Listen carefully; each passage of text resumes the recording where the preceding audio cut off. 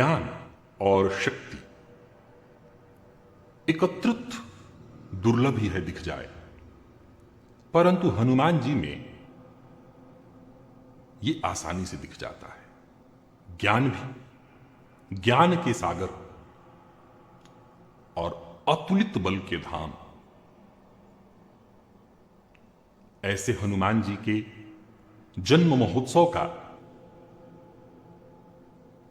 वो अत्यंत महत्वपूर्ण दिन, जो हम साधकों के लिए साधना का एक अत्यंत श्रेष्ठ अवसर है। नमस्कार प्रिय दर्शकों, हनुमान जी की आराधना का दिन है, हनुमान जयंती के रूप में। प्रिय दर्शकों, यदि हनुमान जी के बारे में कुछ लिखना हो, उनका चरित्र चित्रण करना हो, ये बेहद दुष्कर कार्य है, असंभव ही है।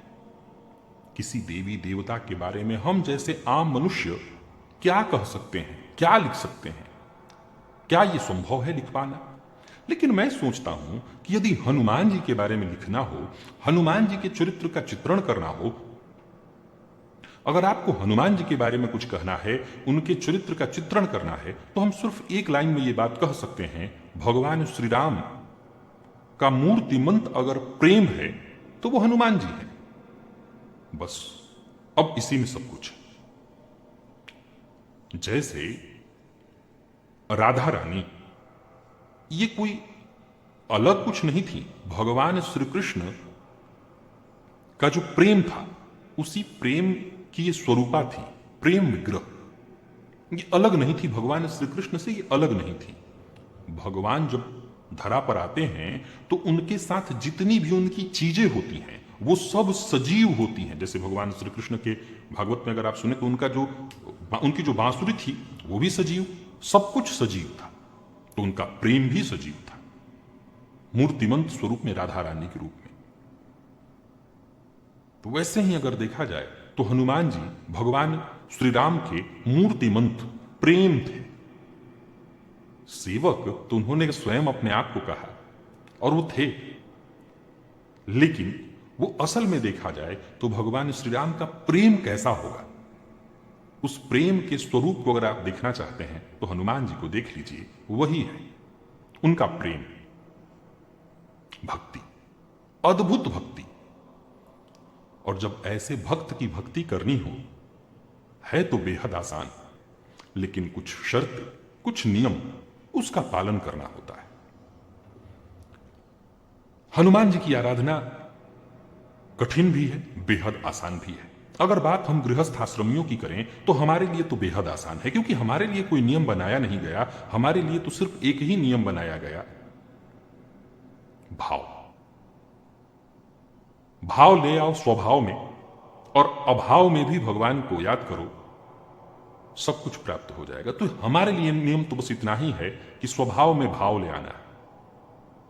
भाव के साथ हम जब उनकी आराधना करते हैं तो कोई भी नियम रह ही नहीं जाता हमारे लिए। और नहीं तो अगर नियम का पालन करना हो तो जाहिर सी बात है, हनुमान जी की आराधना की बात है। एक सेवक की दिनचर्या सबसे कठिन कही गई है। सबसे कठिन दिनचर्या अगर किसी की होती है तो वो सेवक की होती है। भगवान श्री राम के अनन्य भक्त, उनके अनन्य सेवक, रुद्र के साक्षात अवतार हनुमान जी। अब उनकी सेवा आसान नहीं, लेकिन जैसे आशुतोष शीघ्र ही संतुष्ट हो जाते हैं, वैसे हनुमान जी भी शीघ्र ही संतुष्ट हो जाते हैं। और ऐसा ही तो हुआ था बाबा तुलसीदास जी के साथ। उन्होंने हनुमान जी को ढूंढ लिया, एक प्रेत से उनको हनुमान जी का पता मिलता है। अब ये अलग बात है कि ये तो तभी संभव है जब हनुमान जी चाह जाए।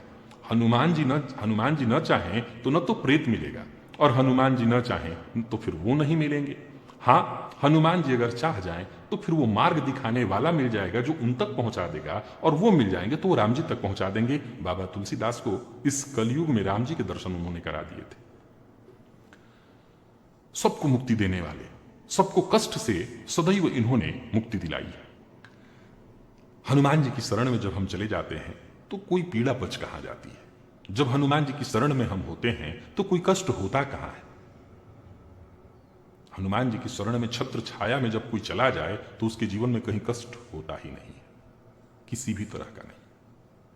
उन्होंने सबको कष्टों से मुक्ति दिला दी है। प्रिय दर्शकों, आज एक दुर्लभ हनुमान जी का यंत्र आपको बताने जा रहा हूं। दुर्लभ यंत्र है, परंतु कर लें आप तो आपको हर तरह के कष्ट, संकट, पीड़ा, परेशानी, बाधा से यह मुक्ति दिलाने वाला है। हनुमान जी मुक्ति के दाता है, और अगर आप किसी भी तरह के कष्ट, संकट, परेशानी से, चाहे वो ग्रह गोचर की स्थिति से परेशान हो तो आप उससे परेशान हो, 7.5 ढैया से परेशान हो, राहु केतु जन्य पीड़ा से परेशान हो, परेशानी आपकी कैसी भी हो, आपकी परेशानी बहुत बड़ी नहीं है। हनुमान जी की शरण में आ जाएं और हनुमान जी की दया दृष्टि हमारे ऊपर पड़ जाए, जो कि है, वो तो हमारी मूढ़ता है कि उस दया दृष्टि को हम पहचानते नहीं। वो दृष्टि तो है उनकी, बस एक बार उनसे आग्रह करना है कि भाई हमें भी पता चले कि आप हमें देख रहे हैं, एहसास करा दीजिए, और वो मान जाते हैं तुरंत ही। आप मनाने के लिए तैयार होइए, वो मान जाते हैं, क्योंकि वो प्रेम है, और प्रेम को प्रेम की भाषा से बेहतर और कुछ आता नहीं है। वो तो साक्षात प्रेम है।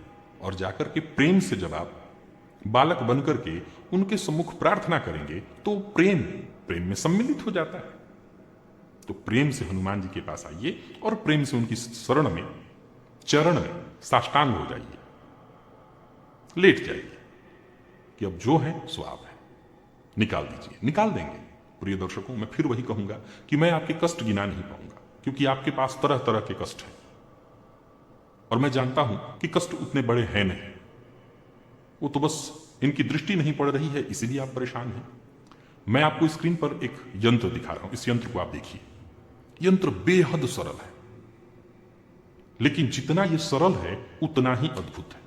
और आज के दिन अगर इस यंत्र को बना लिया जाए, बनाना है, पूजन करना है, मंत्र मैं बता देता हूं, जपना है। मंत्र यही है, ये जो यंत्र के बीच आप मंत्र देख रहे हैं, ओम ऐं ह्रीम हनुमते रामदूताय नमः।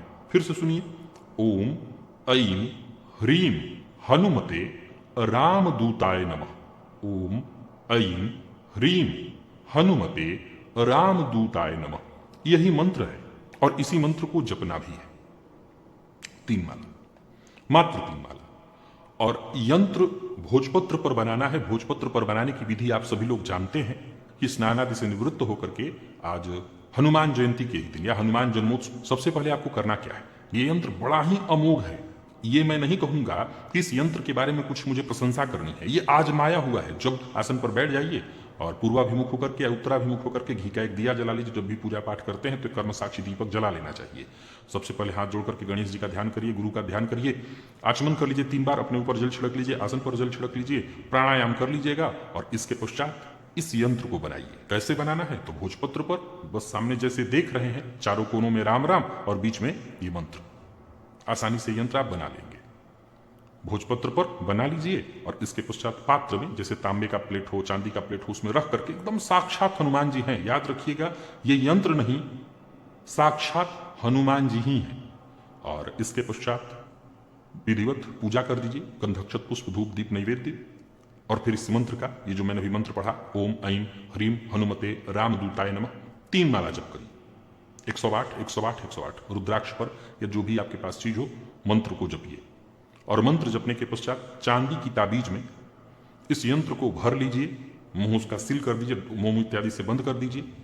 और एक छोटा सा काम करना है। आज वैसे तो कोई ऐसा हनुमान मंदिर नहीं आपको मिलेगा जहां भीड़ भयंकर नहीं होगी, पर फिर भी प्रयास करिए कि किसी हनुमान जी के मंदिर में आप चले जाएं जो प्रतिष्ठित मूर्ति हो, और पुजारी जी को दे करके 1 मिनट के लिए कहिए, बस स्पर्श करा दें हनुमान जी के विग्रह से, जागृत हो जाएगा। आज सब कुछ जागृत होने वाला है। फिर इसके बाद इस यंत्र को एक ही व्यक्ति पूरे परिवार के लिए कर सकता है, लेकिन ध्यान रखिएगा कि माला हर यंत्र के लिए 3 बार होनी चाहिए, इससे कम में सिद्ध नहीं होगा। एक यंत्र के लिए 3 माला जपना होगा। आप 50 यंत्र बनाइए तो फिर 50 तिहाई जितना होता है, 150 नहीं, हाँ 150 हो तो आपको इतने माला जप करने होंगे। आप जितने भी यंत्र बनाएंगे उतने यंत्र के लिए 3 माला आपको जपना होगा। तो आप इस यंत्र को बना करके लाल रंग के धागे में गले में डाल लीजिए। कष्ट, फिर वही बात है कि गिनती गिनाऊंगा तो बेकार की बात हो जाएगी। आप किसी भी तरह की परेशानी में हो, शास्त्र का जो नियम है, तंत्र शास्त्र का इस यंत्र के लिए, कि आपके कष्ट जैसे भी हों, उस यहां तक ही कहा गया कि किसी को विवाह की कामना है तो विवाह, संतान की कामना है तो संतान, धन की कामना है तो धन, ये सब कुछ देने वाला है, हर सुख देने वाला। जैसे यंत्रराज बीसा है, वो सब सुख देते हैं, वैसे हनुमान जी का ये यंत्र दे देता है। तो आप इस यंत्र को बनाकर के गले में धारण कर लीजिए कि हनुमान जी की आराधना करने के पश्चात हनुमान चालीसा का पाठ करें जितना आपसे हो सके, सुंदर कांड का पाठ करें। और हां, हनुमान जी की आराधना कभी भी करिए, केवल हनुमान जी की आराधना कभी मत करिए।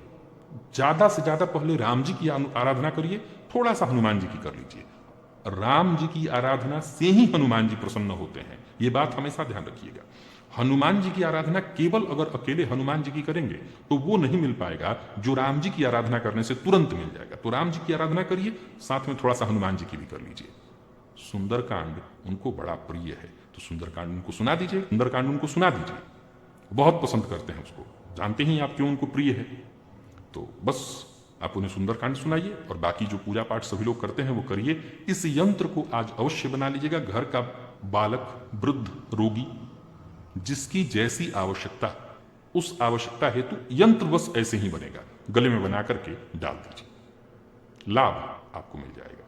इजाजत दीजिए, पुनः मुलाकात होगी, तब तक के लिए नमस्कार।